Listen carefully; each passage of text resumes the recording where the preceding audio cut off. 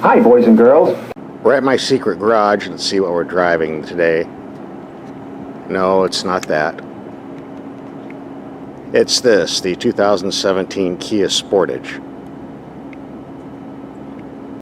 Competitors for this include the Mazda CX-5, the Hyundai Tucson, the Honda CR-V, the Jeep Cherokee, and the Subaru Forester. I've been getting complaints that I don't have enough music and dancing in my videos, so I called my friend Donald and asked him if he'd do a dancing video for us. So let's run that clip right now.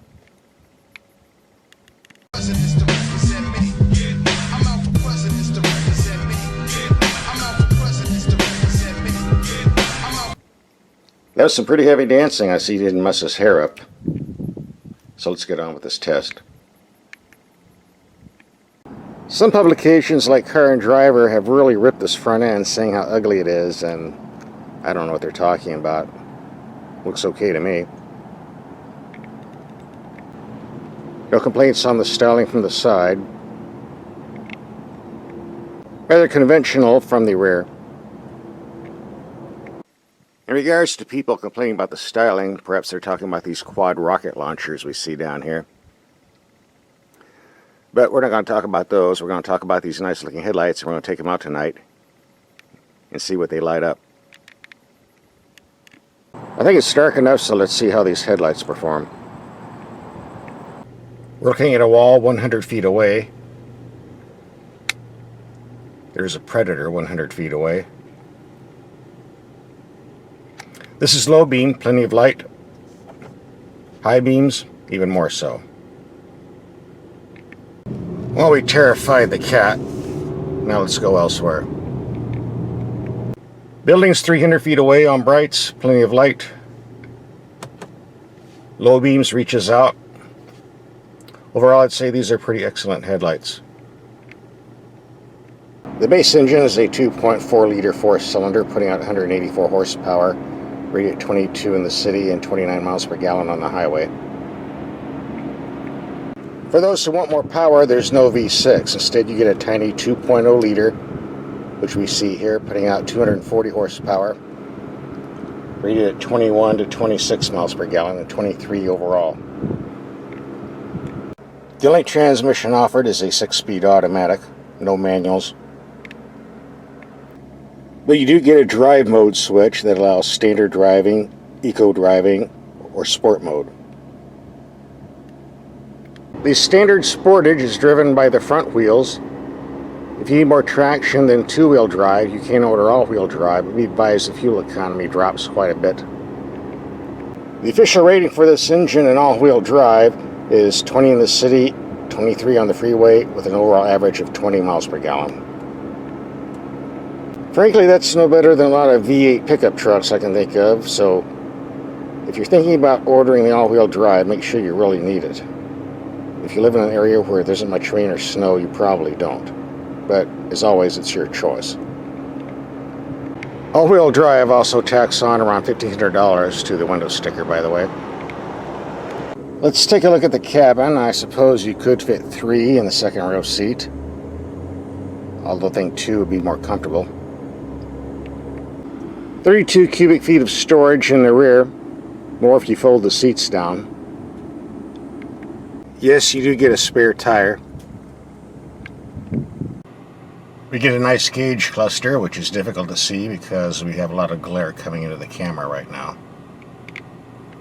Well-designed controls on the steering wheel. Those who like to shift for themselves will be happy to see paddle shifters. And I'm happy to see they're on the steering wheel where they belong, not on the steering column where they don't belong. Glove box size is adequate. Decent sized console. The navigation, radio, and climate controls are very easy to use. Lots of large knobs and big buttons. If you're wearing gloves, you shouldn't have a problem with this. There's one minor complaint I had with the climate control system, and you're not going to hear about this with any other media or YouTuber, I can guarantee you. The output of the air conditioning is okay once it spools up, but the problem is from the time you start the car, it takes about 3 or 4 minutes to turn the hot air into cold air.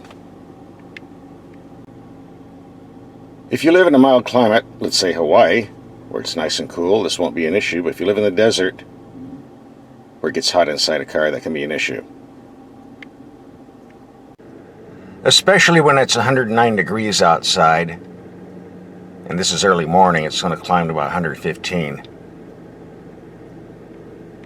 Certainly this black leather interior, which attracts heat like a magnet, didn't help the situation either. In all fairness, this is an early production model. Maybe they've made some changes since then.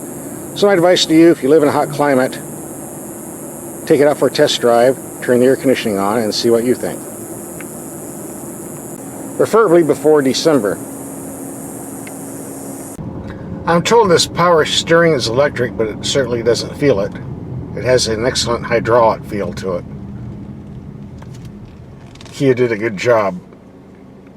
When you push the gas pedal from a stop, there's a wee bit of turbo lag, but with maximum torque coming out at 1450 RPM, that goes away in a hurry.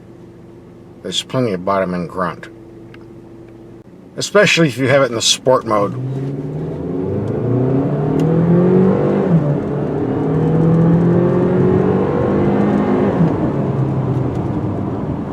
Nice brakes, by the way.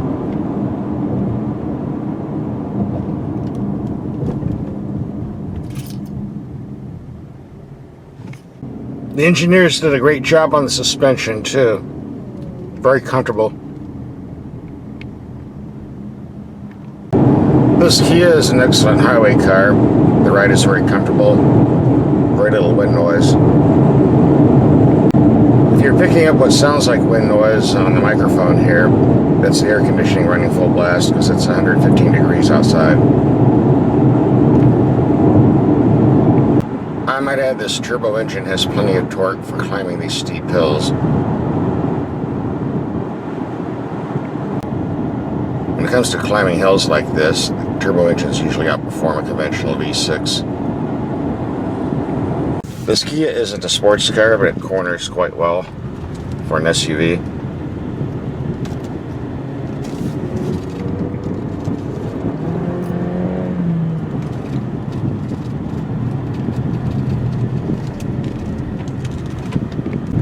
We're getting off pavement, and I'm amazed how well the suspension is sucking up the bumps and the ripples.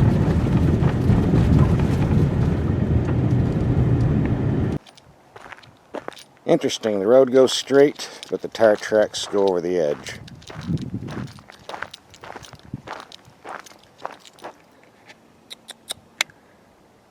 Somebody's been drinking and driving. Now you're not going anywhere. The Sportage has a hill descent control, which comes in handy when you're going down steep hills like this on street tires.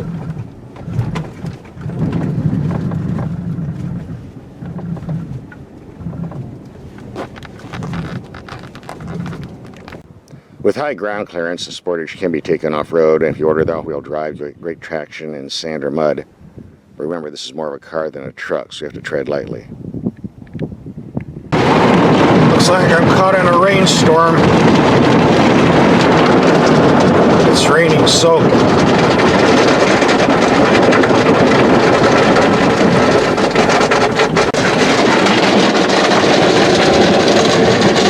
Nice glass roof.